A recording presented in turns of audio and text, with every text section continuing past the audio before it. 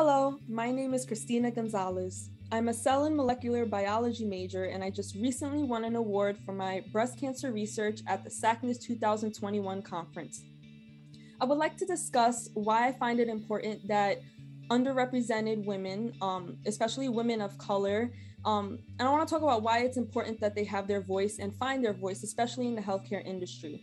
I know, especially during current times, there's a lack of trust both in the government and, as a result, the healthcare industry due to history, of course, historical circumstances that were very unfortunate.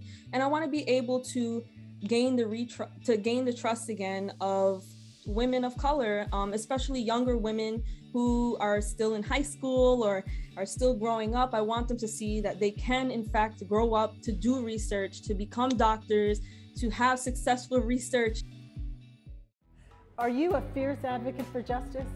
Watch more videos like this and so much more. Subscribe to John Jay's YouTube channel now.